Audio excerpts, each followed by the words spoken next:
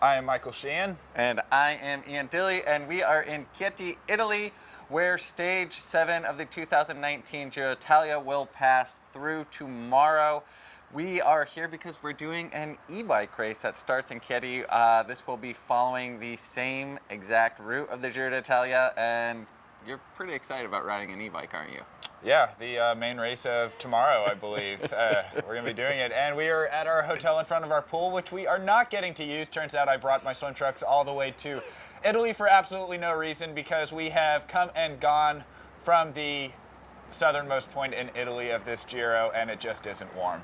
Let's get into Stage 5. Yeah, let's get going. So today, it was a big old day, 238 kilometers, and at the start, there was a general sense that Jumbo-Visma was going to let the breakaway roll, and that proved true. That also proved to make for a really, really aggressive start to the day. There's a lot of interest in getting into this breakaway because for the first time in this tour, it seemed like they actually had a shot at the win. This resulted in a crash for some favorites. Yeah, a big name, Primož Roglic went down. He also went down with Rafael Majka, Ilnur Zakarin, and Mikel Landa.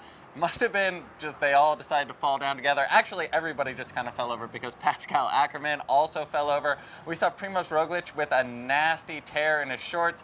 His bottom was hanging out for the remaining 5 hours of this stage. He went back to the doctor, got taken care of, got a patch put on it, but by that point the breakaway was gone. 13 riders went up the road. Yeah, and pretty much every stage hunting team out there got themselves in the break except for EF, so I have to say they are the big losers on the day.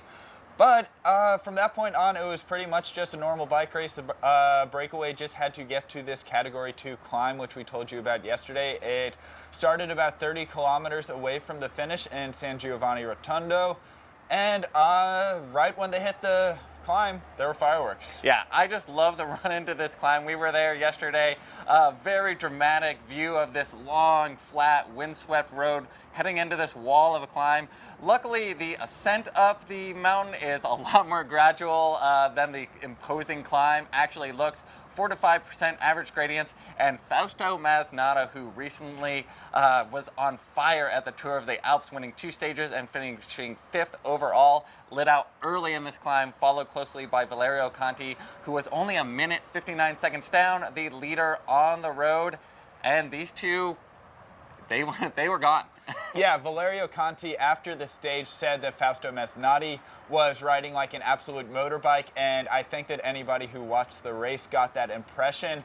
It was a bold move from the Italian rider Frandroni to attack that early on the climb, because it just really isn't that hard of a climb. They had to go at a really, really rapid pace up this climb, and then another 18 kilometers to the finish, but the kind of lesser gradient of this climb also led to a lot of tactical racing behind. So all of the other breakaway riders were not really keen to work with each other. We saw Sam Oomen up there really, really trying to get away and join the fun at the front of the race. But from that point on, everybody was marked behind, and Valerio Conti and Fausto Masnada had a clean run to the finish. Yeah, Conti was really, you could tell, just clinging to Masnada's wheel as they made over the top of this climb.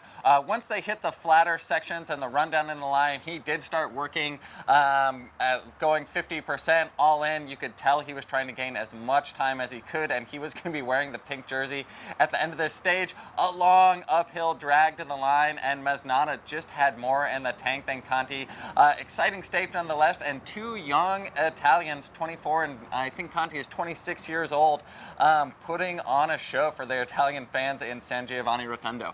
Yeah, this is definitely the biggest win of Masnada's career, and Valerio Conti now finds himself in the pink jersey some 5.5 minutes ahead of Primož Roglic, which is pretty huge. I thought that the field was going to give more of a chase when they got to this Category 2 climb, but instead, the breakaways gap went from 5 minutes to 7.5 minutes at the finish. So that the breakaway just absolutely ripped it up this climb. The field, not so much. We saw Jumbo-Visma really start to dig as they got to the final couple kilometers, but this was a pretty passive day in the field, and I think that this kind of goes to demonstrate what we've been hearing from a lot of the favorites since we got to Italy over a week ago now, everybody is scared of the second half of this Giro. When we get up north, we are spending a lot of time in the mountains.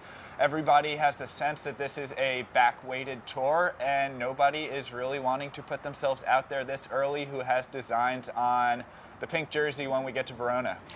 That being said, there are some hard stages in this first week of the tour, the second of which comes tomorrow, a 185-kilometer stage with another Category 2 climb. And I think this is really going to open it up for the opportunists. You know, we've seen so many of the big GC riders talking about how the last 10 days of this Giro are going to be so difficult that they are letting big gaps go up the road. And we've seen GC hopefuls, dark horses, get back into this race, one of whom is Sam Oomen of Sunweb, back in the top 10, 30 seconds ahead of Primož Roglic. This is a young rider on Team Sunweb who was Tom Dumoulin's right-hand man last year at the Giro d'Italia and could pull off a great result. I'm not saying that he is going to win the Giro, but he's definitely not someone you want to give a 30-second lead on the Giro favorite. Yeah, great news for Team Sunweb and great news for Ian Dilley. Now, what we are looking at tomorrow, as Ian said, is a pretty darn difficult day. It is going to be rolling for the first half, and then about 50 kilometers away from the finish, we do hit another Category 2 climb. And the final 10K or so is what I'm really excited about, and it is fairly reminiscent of Stage 4, which is where the terrible crash occurred that took out Tom Dumoulin. Yeah, we are going to see a very technical descent down into the finish in L'Aquila, and then a roughly 2-kilometer climb with a 7% average gradient, a tough finish to this stage. And yeah, it's just going to play into the Giro's unpredictability again. I think we are for sure going to see another large breakaway, a big fight to be in the breakaway. And we'll see also if the GC contenders are willing to give the breakaway as much leash as they did today. Yeah, but there is a new big player in the pink jersey game, at least for now. UAE Team Emirates is likely going to keep a close watch on this breakaway because Valerio Conti could very well hold onto this jersey all the way to Mont Blanc, and that is great publicity for their team having a rider in pink for the next week or so. Yeah, tune in tomorrow live and on demand on FloBikes, and we will see you after. Well, Ian was so excited to tell you about the bike race that we're doing tomorrow that he forgot to mention the actual reason why we are in Chieti, Italy right now. Take it away, Ian. So Chieti, Italy is the hometown of Giulio Ciccone, the young rider on Trek Segafredo who is wearing the Maglia Azzurra jersey of the best climber in the Giro d'Italia. This is a super exciting young Italian rider. He was actually second in the KOM competition at the 2018 Giro d'Italia. Unfortunately, he lost that jersey on the second to last day to none other than Chris Froome. We actually talked to Giulio during Stage 4. Go check out that interview. He was talking about how important this jersey is to him, being a climber in Italy, wearing the Maglia Azzurra, and he said he is also going to go on the attack on the stage that goes through his hometown and try to win in L'Aquila. I mean, that just gives me goosebumps, like, as a former bike racer, I guess, myself, to have the opportunity to be off the front and going for the win as the race passes through your hometown. Yeah, the streets are going to be alive in Chieti tomorrow with Giulio Ciccone fans. It is going to be fun to watch, and that is going to give this young Italian rider so much motivation. He is already a force to be reckoned with on the climbs. I think that this little bit of impetus that will come from racing through his hometown tomorrow might just put on a really good show for us at the finish. Root for Giulio.